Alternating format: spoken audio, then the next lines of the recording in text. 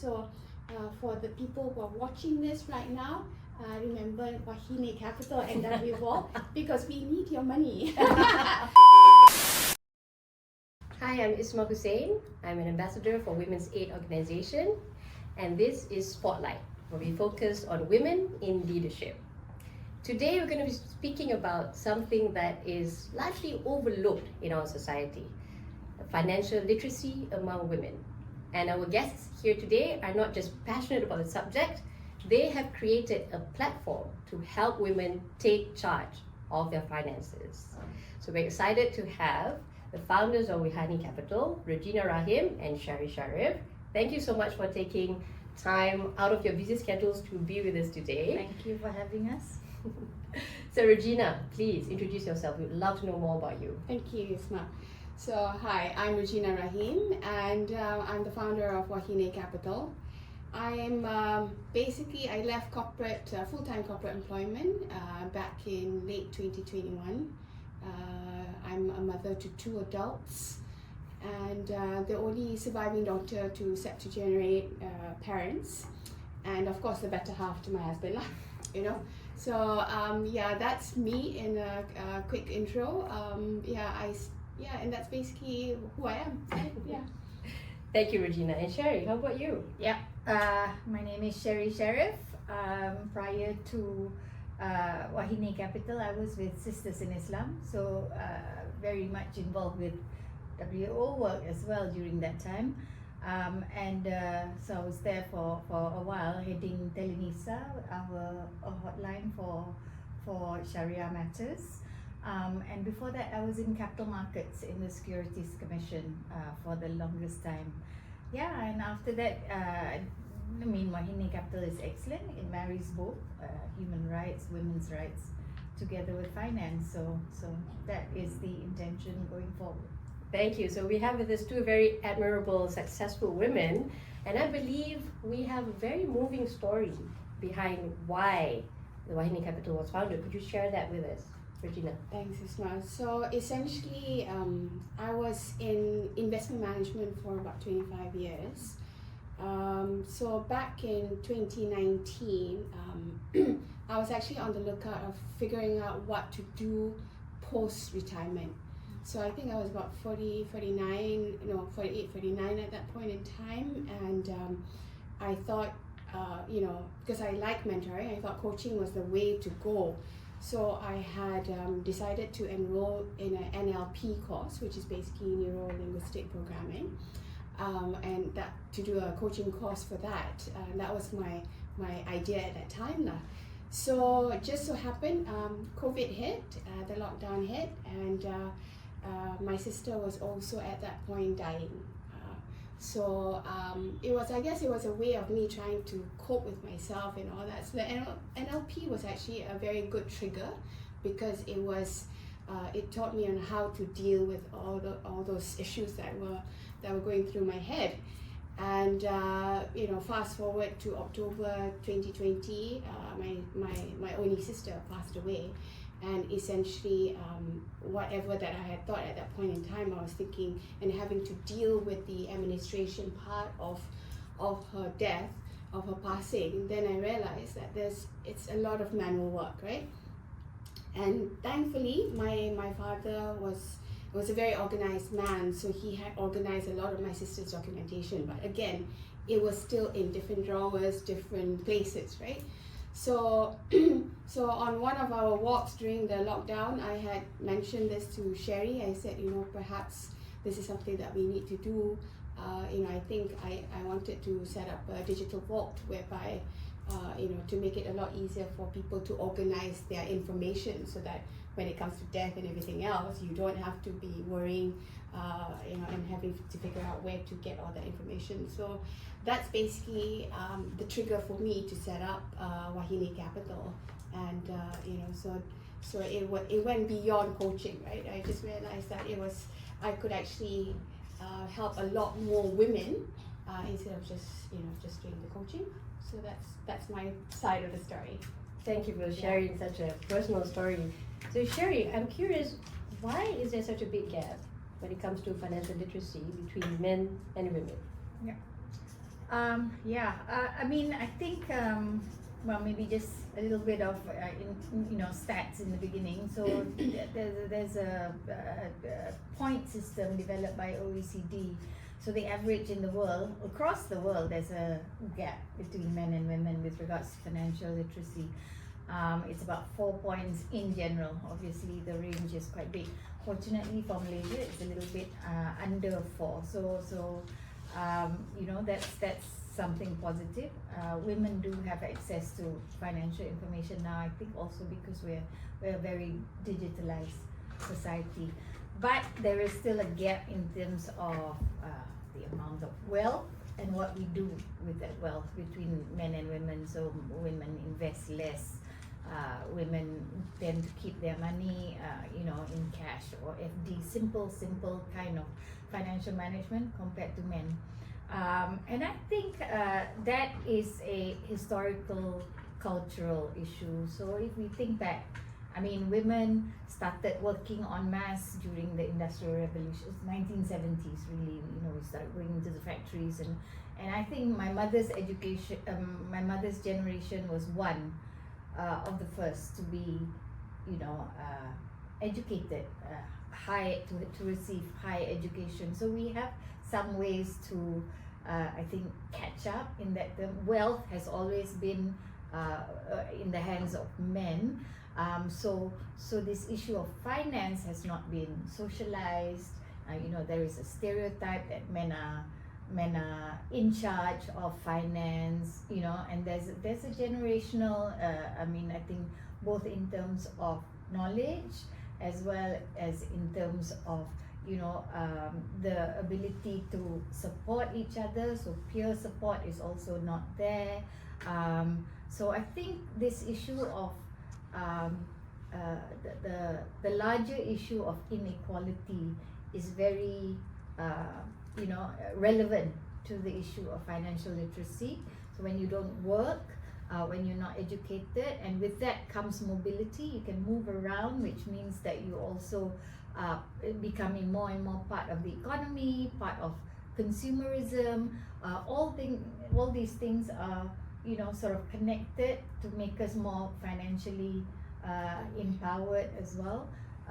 So I think that's why for the part of Wahine at least, we thought it was a fantastic collaboration between finance and women's issues and women's rights, because we think it's really important to bring it up all in one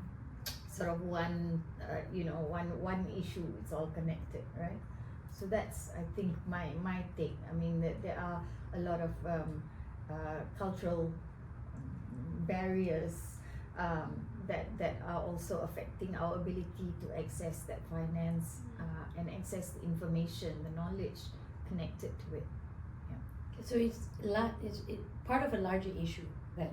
So Regina, you've worked in finance for decades. So can you expand on the systemic issues surrounding it?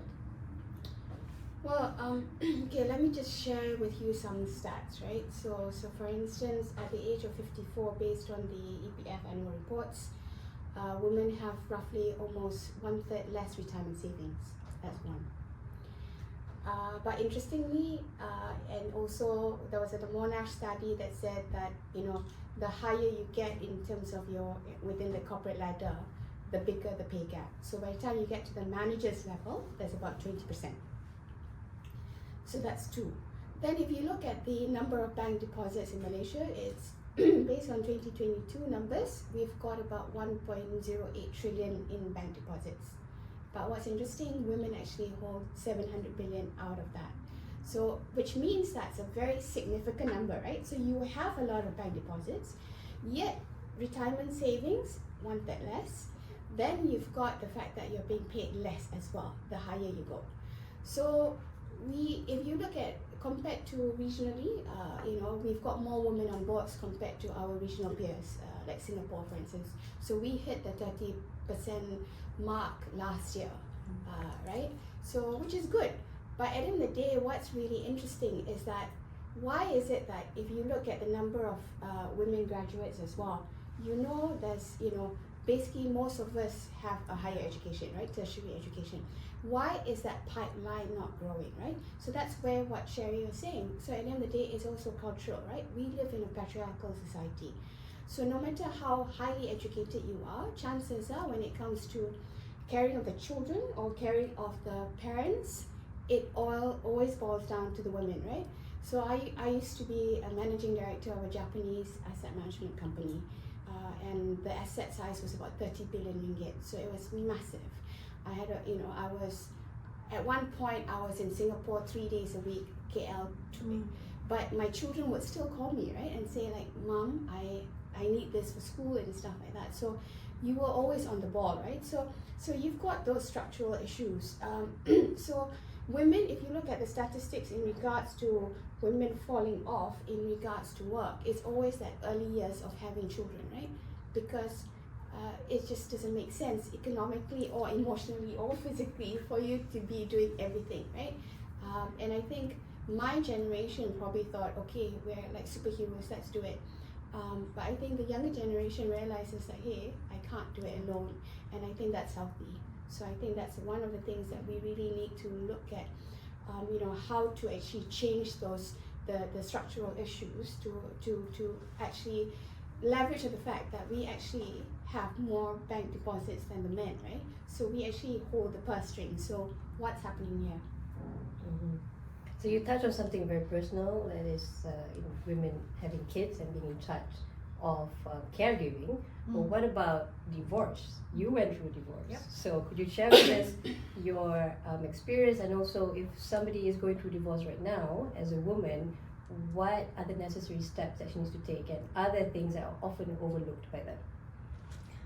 Yeah, well, okay, let me talk about my personal journey. I went through divorce, and one of the major attractions that I had, the reason why I'm committed to the cause of Wahine Capital is because I went through a divorce and I was completely unprepared financially. I didn't think about it, I didn't plan for it, and I was just, the fact that you're financially unprepared, the fact that you don't have knowledge about who's going to pay the bills next month, because it happened quite suddenly for me, all that I think adds to the trauma tenfold. You're having issues with your relationship, and then on top of that you're worried about how you're gonna, where you're gonna live and things like that. Which is why I felt that this was an important thing to communicate to women. So I think in the issue of divorce we have to look at marriage first. So everything's happy during marriage, and that's when you start the conversation. You really need to start the conversation with your partner at an early stage. And I think Telemisa's statistics will show you that the main issue for divorce is often money, and upon divorce the main issue is again money, is child maintenance, wife maintenance, those kind of issues. So it needs to be talked about. I would advise that you have you can have your joint accounts, but also have some independence, have your own account where you have savings, you can go into investments and whatnot to look out for yourself for the future. Get to know about the family property, the car, the house, everything. Just know about it, know where it exists, know where the documentation is, because a lot of women during divorce also they have no clue. So they don't even know what to claim for. And obviously when it's in the stage of divorce, you're hiding property. Well, the husband, there are occasions when they hide property because they don't want to share it on divorce. So things like that are important. If you're already on the way to divorce, learn the law. I think there is no two ways about it. Understand your rights. That is key, because you need to know what you want to what kind of conversation you want to have with your lawyer. You need to know what to say. I mean, usually also in divorce courts, the judge will also have an impression of you, whether you know what you want, whether you know how to provide evidence for it. So, keep receipts, understand how much you know, what you spend on your children down to the last cent. Don't just pick out a sum, because at the end of the day, this is your children's welfare at stake, and set it down clearly.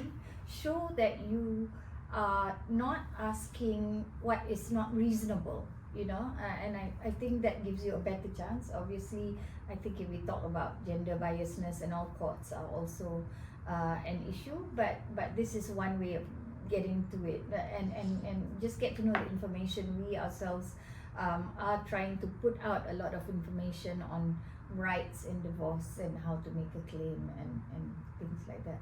So it's the unplanned events, I think, that women need to start thinking about very, very early on.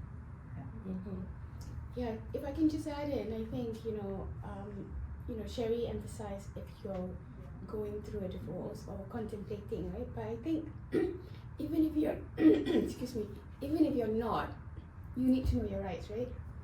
So you need to know what's going on so that you're prepared. And that's exactly why we developed WAO, to make it easier for you to be prepared for any events. Yeah. Can you expand a little bit on what WAO is about? So WAO is basically a safe box, a digital safe box to keep all your important information. So at this moment, it's basically finance related, like your assets, your liabilities, for you to make it a lot easier for you to start talking to either lawyers or your tax consultant if you get audited, because that was also part of the journey of when we decided to do WAO. I had been audited by LHDN. And so it's just so that it's a lot easier for you to organize your information. Like I said, when my sister passed away, I had to go through different files, different drawers and all that. Whereas with WAO, at the click of a button, you can download that information and basically start talking to the relevant advisors that you need to talk to. So that's basically what WAO is all about, to make it a lot easier for you to just have access to that information, as well as your loved ones. So we've actually designed it in such a way, so let's say if Isma, you sign up and you decide that, okay, you want your best friend to be the person who notifies us if anything were to happen. So we realize it's not just death, but it could be if you were in an accident, or suddenly you need to start worrying about the fact that you have early onset dementia or something like that. So you need to start worrying about power of attorney and stuff like that. Your named notifier will then have access to the list of people that you want that information to have access to. So we make it a lot easier. So it's not just for you, but it's also for your loved ones to have access to that information when it matters.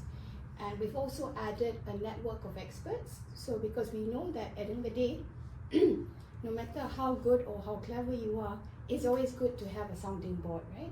So that's why, and that's why I sounded off with Sherry, for instance, as part of the journey, right? So we have 3 different categories of experts. We've got money and me, relationship and me, as well as career and me. So Sherry will be in the relationship segment, I'm in the money segment. So we've got executive coaches, we've got a clinical psychologist in there, we've got ex-fund managers, ex-private bankers, and all sorts.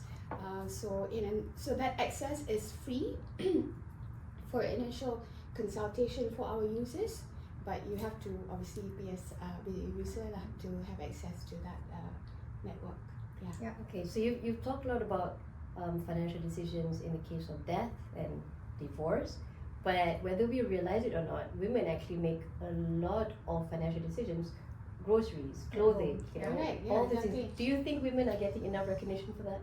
Well, definitely not, right? Because the thing is, like I said earlier, the fact that we've got 700 billion in bank deposits, the fact that most of us, if you talk to a lot of men and you just ask them simple questions like, who makes a decision on what you're wearing right now? chances are they're going to say it's either the wife, girlfriend, or mother, right? So it's always you. So you are making that decision, but they're paying for it, lah, right? So that's one portion of the purchasing power of women that we don't really recognize, and businesses are not focused on, right? So the thing is, it's really funny, right? You see how things are being sold to. Businesses make that strategy and stuff like that. The board of directors are usually men, old men at that. Then when you start talking about unpaid care work, so like my generation right now, what we're facing, a lot of us, is the fact that our parents are aging, right? And the cost of medical care as well as cost of care is very expensive. It's getting a lot more expensive, and there's also lack of information, so you don't know what's happening, right? So you look at the number of labor participation for women in Malaysia. It's one of the lowest in the region. It's about 55.6%, right? I think we've got, whereas the men is about 85%. But you look at the number of female university graduates, we're at like 90%, okay? So what's happening there? So if we are only within the 55% of the formal sector, then you've also got the informal sector, right? The informal sector, and then you also look at the number of SME women. Women own about 20% of the SME businesses, right? But if you start breaking it down within the SME sectors, and you look at micro entrepreneurs, most of the micro entrepreneurs are actually women, because it's basically, why are women the entrepreneurs? It's basically because to put food on the table, or to make sure that your kids are being fed properly, right? So it's Sherry has masters in gender studies, so she can share with you a lot of stats, but basically it will say that if you give women the ability for in terms of financial independence, they're going to be feeding the children better, better education and everything. So it benefits not just the family, but the community as well, right? Men are a bit more selfish, like, clearly, right? Just continuing, I do think that consumerism is one of the leverages that women really need to, get involved with. So with the digital age, internet, online shopping, so more than, in terms of regularity, women shop more online than men, so we already have a market. But of course, in terms of amount, so we might buy small things for the household, clothes and whatnot. Men buy, I don't know what they buy, but they basically, in terms of amount, they buy more, right? They buy more in terms of amount. So we have inroads, and we have to use this, because the market changes as we impose our needs on it.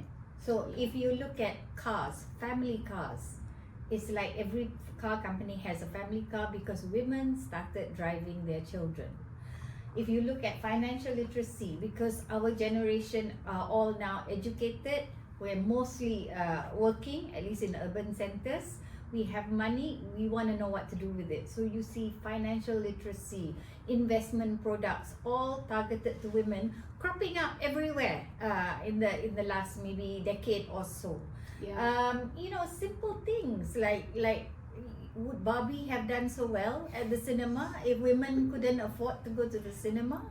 And in my generation now, all over my IG, I have conversations about menopause, which was never talked about in my mother's generation.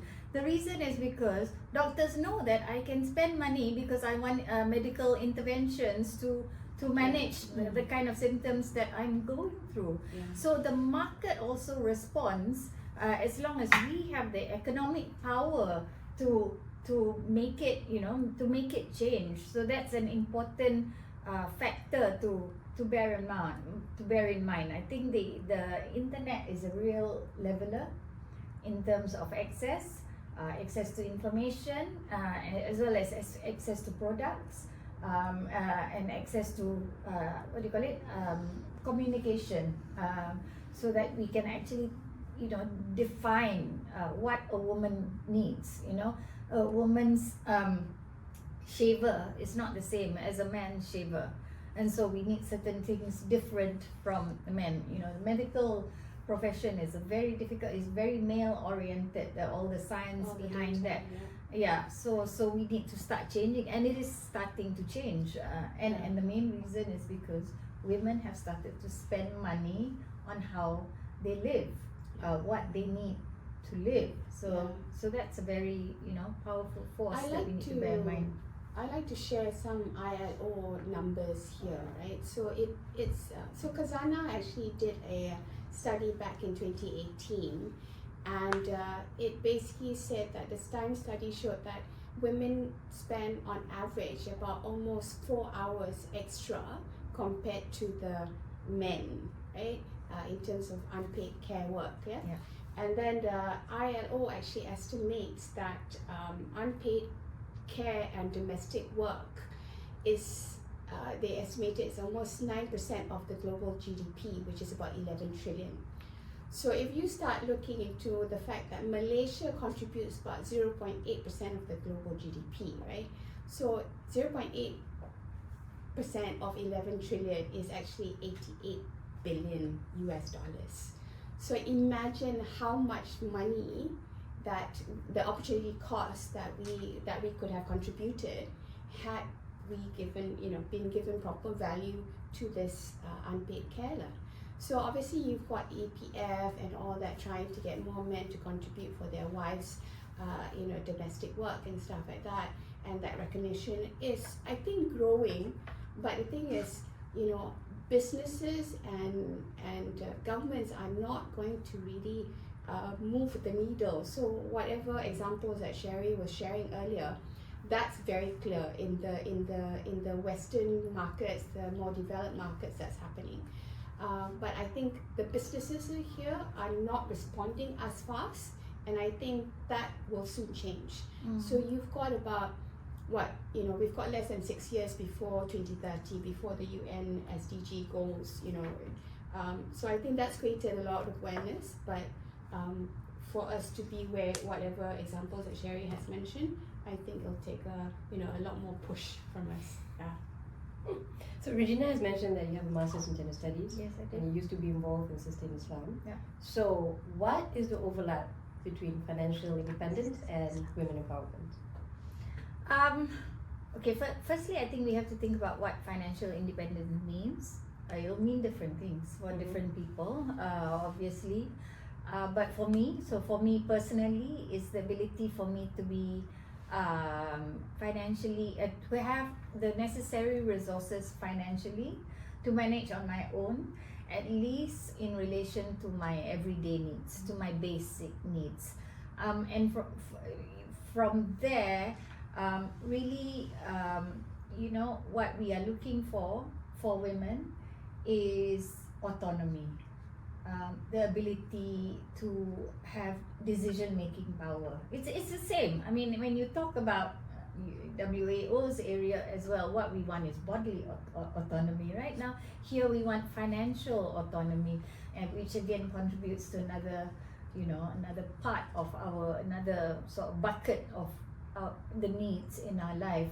I think in the area of domestic violence or really toxic relationships, one of the major issues is also, these women who think, how do I live? Because I don't know how to support myself, I don't know how to support my children, and so they stay because they don't have real choices, they don't have the support system out there.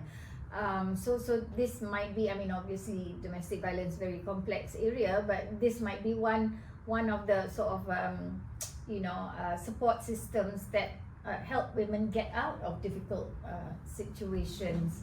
And in Sisters in Islam, we heard of so many stories from women where overnight you suddenly don't know who's gonna pay the bills, who's gonna put food on the table. You might lose your house even, in certain circumstances. So I do believe in independence that is necessary for us to carry on a healthy life, a stable life. I think that's what we want. We want stability. I think both Regina and me, we're not targeting to make women millionaires or anything like that, but we want women to take the necessary actions now while things are okay, so that if anything happens, there is some level of stability for you to move forward, for you to find solutions, for you to create a new life, whatever that is necessary. When that unwanted event occurs, you can go forward towards it when you have the means, when you have the resources available to you. Thank you. So how does WAO help in these complex issues, and how accessible is it? Because help can be there, but if it's not accessible, Yep. then they're Very stuck in the true. Of issues, course, right? of So could course. you expand on that a little bit? Yeah, so we designed WAO with exactly that in mind. So 25 years in investment management, and the last 15 years, pretty much everyone was talking about impact investing, ESG investing and all that. And then if you start looking at the numbers of unit trust agents or insurance agents, and then you look at financial planning people who are actually certified as financial planners, and it's quite amazing because you've got only 2,000 odd people who are under Financial Planning Association of Malaysia, as opposed to the fact that there's about 80,000 unit trust agents out there. So that's one hint as to how the industry has not really looked into taking care of people financially, from the bottom up, right? So, and if you look at financial planners, most of the financial planning packages that I see in the market will be charging anywhere between 2,000 to 5,000 for a basic financial planning template, right? So when we designed WAO, we wanted it to be a Kickstarter for you to start taking charge of your life, right? So which is why we start with finance first. So what we do is through a monthly subscription. So it's only 19 ringgit 90 cents. So that's for less than 20 ringgit, so less than a cup of a fancy coffee. You get access to all that, as well as the fact that if you subscribe for a whole year, it's 199. So you save another 2 months in terms of the money there. So we really wanted to make it affordable for any person to use it and say, okay, this is a way for us to start taking charge of our finances. We're going to be inputting a lot more data analytics to help the user figure out where to go. And of course, you've got that network of experts as well to make it a lot easier for you to figure out, okay, where do I go next? We also have partners, so insurance companies, investment managers, financial planners, if you do want to go into that route. But at the very basic, we will be coming out with little things to help you figure out how to minimize your debt and etc. So that at the very least, even if you don't want to spend that money on financial planning, you know where you are, right? So because there's a dashboard, it makes it a lot easier for you to figure out where next. So that we want people who use it to figure out, I want to aspire to be the next Sherry or something like that. I'm comfortable, I'm independent, I can make my own choices, and I'm not restricted because I don't have to play the victim lah, right? Mm-hmm. Okay, so now we're going deeper. So we have the help and it's accessible, but without awareness, then nothing happens, right? Yeah. So how do you think we can increase awareness when it comes to financial literacy and financial independence, Sherry? I think right now a lot of people are getting information unfortunately from social media. There's a danger there. Obviously, some information is not good information, but that is a source of information. A very how do you say, the easiest access to information. I think we have about for Malaysia almost 100%, or at least the high 90s in terms of penetration to the digital economy in Malaysia. So over 90% of Malaysians have phones, you know. So this is one way of doing it. And obviously organizations like ours, I think banks are also looking at it with their impact reports that they have to do with their SDG obligations, all these things. We are finding a lot of major banks that are looking at how to access or to penetrate into groups of women that are more vulnerable. And Bank Negara Malaysia have very targeted programs, so you know, branches in the most rural areas, so that not many women in Malaysia are unbanked. Like a lot of women, or majority of women, I can say, have a bank account already, which is very excellent compared to many other countries in our sort of level of development. So things like this are happening. I think there is still, I mean, in general, for both men and women at the B40 level, financial literacy is an issue. Let me just tell you, we did a small survey in Selayang last year. So money is thought of very short term, immediate gratification, what I can buy tomorrow, that kind of thing. Long term planning is almost not there. Practically all the women that we spoke to had zero confidence. They were so shy to even fill up the survey because they thought it was not their place. They did not have any information in relation to finance. Then the other half thought, okay, tak apa, suami saya lah, ke anak saya nanti jaga bila saya tua. So there is that kind of dependence that maybe the children can't even afford, to take care of them in the future. So it is an issue.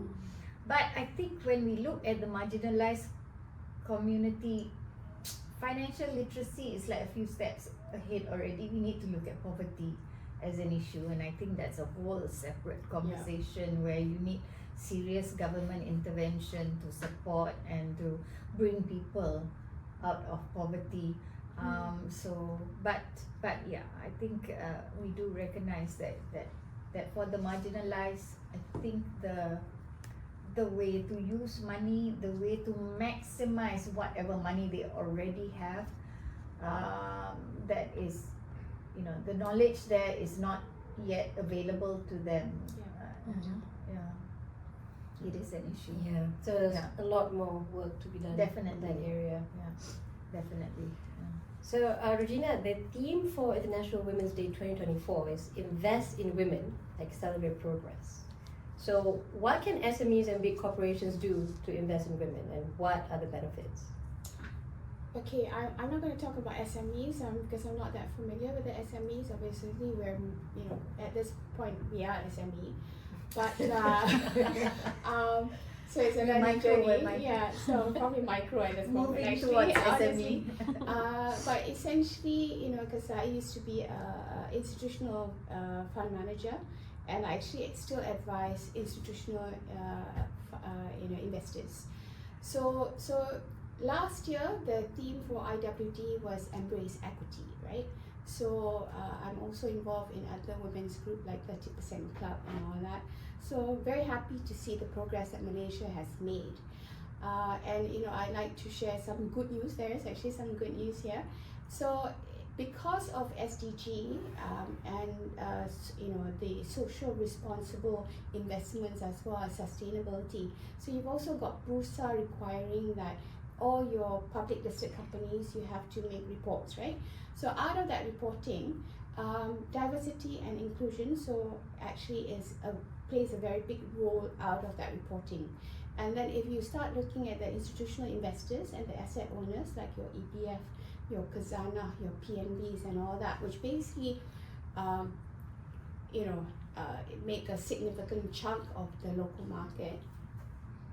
If you look at their voting guidelines, it actually has a portion there about women, about women's representation, not just at the boards but also at the management level, and as well as just the diversity of the workforce in terms of the backgrounds, race, and whatnot, right? So it is getting there. So some people might say it's still box ticking exercise for a lot of the businesses, but once they realize the purchasing power, that the economic power that women actually have, and all that, I think that's going to change. So I think this year's theme is excellent because invest in women. So for the people who are watching this right now, remember Wahine Capital and WAO, because we need your money so that we can do better work. Because I think at the end of the day, it is a matter about collaboration, so that you can actually accelerate that progress, right? So it's not just the institutional investors and the government that we need. We also need at all levels, for businesses, people, individuals, and all that, to work together and say, like, it shouldn't be a case where we have to put up our hand all the time to say notice us, right? We matter. So to me, diversity should be a given, right? It shouldn't be a case that just because I have a daughter that I have to be extra concerned for her, which is what it is right now. Yeah. So looking into the future, what changes would you like to see, Sherry? Oh, yeah. I think, Ina came up with a few positive things happening in the country, but I'm very cognizant of the fact that the WEF gender gap report does report a deterioration since COVID. So in terms of the well-being of women, it's beyond finance. That is an area that I think also impacts on finance, but it's beyond finance at the same time. But if I were to pick a few things, 5 to 10 years, I would like to see the gender pay gap eliminated, if possible. So right now, in the most senior positions, the pay gap is still about 30% which is large. Where at starting pay we're about equal, and then it increases as we go along. For divorced women, I think I would say that we need a very stringent enforcement regime to ensure that financial responsibilities of the father continues, because that is one very weak area that is pushing divorced women into poverty, because from a 2-income family it becomes 1 income, or if the woman doesn't have a job it becomes no income. So that's an area that I would like to see developed. Other countries have looked at this issue and developed a system where the enforcement regime creates that obligation to the extent that it is very costly to the ex-husband not to give maintenance to the children. For the woman entrepreneur, I think it's important for women to, because majority women now are involved in kuih or clothes or makeup or things like that.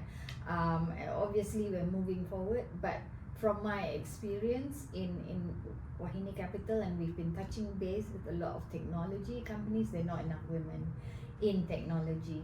So science and technology is an area where women really need to get involved as entrepreneurs, not just as salaried people, because that's the only way that we can remain relevant in that space, because we need women as decision makers in order to direct the science and technology to a model which fits us as well.